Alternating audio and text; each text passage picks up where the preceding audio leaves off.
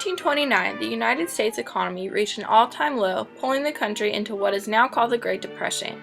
When Franklin Delano Roosevelt came into office, things began to look up when he launched the New Deal, which was full of many different programs to help stimulate the economy and bring relief to the many struggling citizens all throughout the country.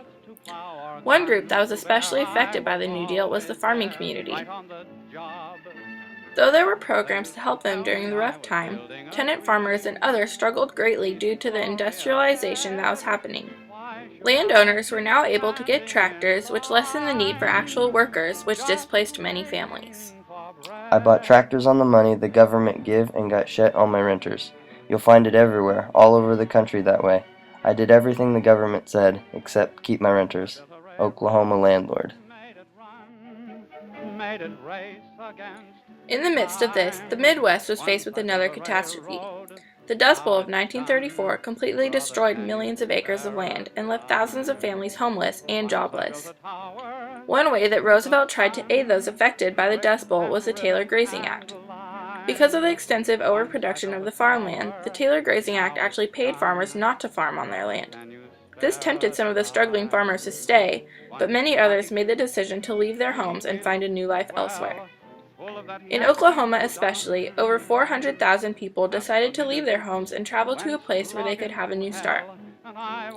These people were called Okies, which eventually became the standard name for displaced farmers and homeless people traveling to the West.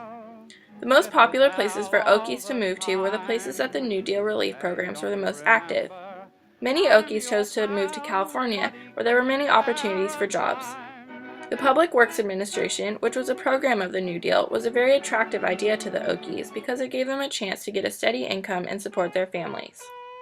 Many people sympathized with the displaced families and tended to help them out when they were given the opportunity. Others, though, saw the Okies as proof of the failure of the American dream. These sharecroppers are not a noble people looking for a home and seeking education for their children. They are unprincipled degenerates looking for something for nothing. At first, the huge swelling population was a blessing for California, but at the rate of 7,000 Okies a month, they couldn't keep up and they soon started to surround their borders with police to keep the hobos out. Okies started looking for jobs in surrounding states, but they soon started to arm their borders as well, so the Okies had nowhere left to go. The Okies that were able to find a job and a place to live soon realized that their new life was far from spectacular. Even though their jobs in the West paid them more than they were getting on the farms, they were earning far less than what was needed to properly take care of a family. They often came together in work camps or rundown communities that were disease-ridden and unfit for families to live in, especially those with small children. Along with living a life that was nothing like the American dream anyone could imagine, Okies were also given a lot of grief from the people that actually were citizens of the states that they had moved to. Damned Okies, damn bums cluttered up on the roadside. No damn good. Don't do a damn good thing for the town.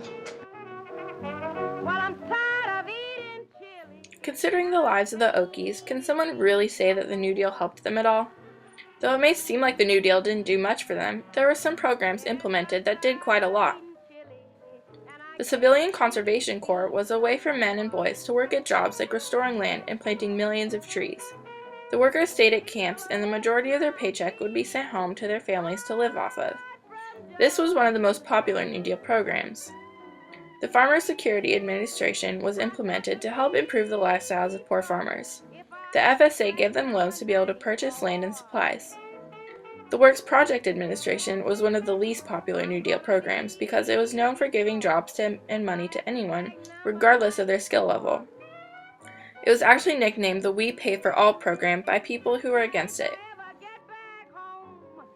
An important move made by the WPA in 1939 was when it decided that all workers eligible for a job could not be denied the position due to their residency.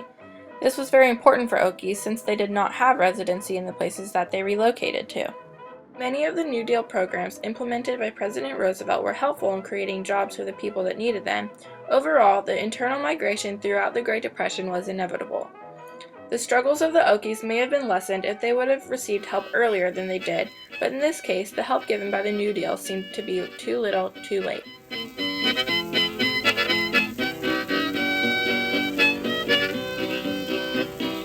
I worked down in the old sweatshop, sweet thing, sweet thing. I work down in the old sweatshop, I work like a mule and never stop. Sweet thing, yes baby.